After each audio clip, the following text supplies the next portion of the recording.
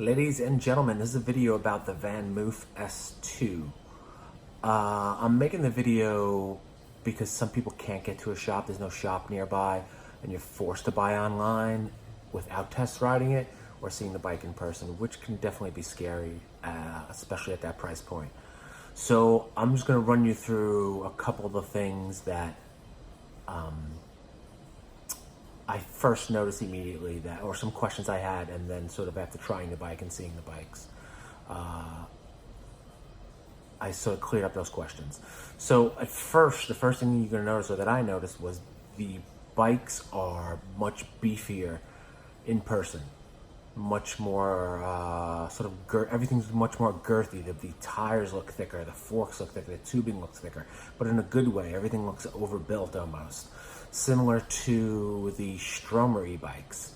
So if you pull up a picture or video of a Stromer e-bike, for some reason in the photos those look very beefy and girthy and just overbuilt, but the Vanmoofs do not for some reason, but in person they really are, which I sort of I was happy to see that. The second thing I noticed was the white color looks beautiful on the Vanmoof S2.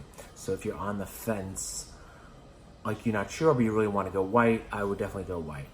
The one issue is, I did talk to the guy, he said 8 out of the 10 bikes that get stolen are white. You definitely bring more attention to yourself, or people are going to notice the white bike much more. So I ended up getting the gray one because of that reason. So another thing, so once I started riding, before I got there, I was a little worried about that it wouldn't be strong enough and I would be hitting the boost button all the time. That's not the case at all. The bike is definitely strong enough. It's not similar to a cadence sensor bike where you got that jerkiness and you feel all the power behind you. It's much smoother than that. So if you need that speed and that jumpiness, then definitely don't go for this bike. But it definitely has enough power. The only time you need the boost is to get up a hill.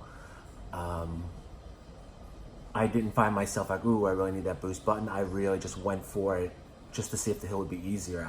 I was okay getting up the hill without the boost button, to be honest, as well. So that's so then the last thing, I think my issue was the gearing system. How is the electronic shifters gonna work? So were they the smoothest things in the world? No, they weren't, but at no point, even though I know that it needed to shift up, at no point was it interrupting the cycling. So what I had to do was, what you have to do is just let up on the pedaling a little bit. It finds its place, it shifts up for you, and then, but there's not big steps in between the gears. So you're not going to be aware of it. There's no clunking, there's no free spinning, and then you're not, and then it's too hard. So yeah, it's not the smoothest thing, but it's fine. I wouldn't use that as an excuse not to buy the bike. So those are sort of like the 4 things initially that I noticed right away, or that I had concerns about, that sort of once I got that cleared up, I purchased the bike. So hopefully that helps. If you're on the fence about buying it, if you have any questions or comments, put them down below and I'll answer them in another video or within the comments section.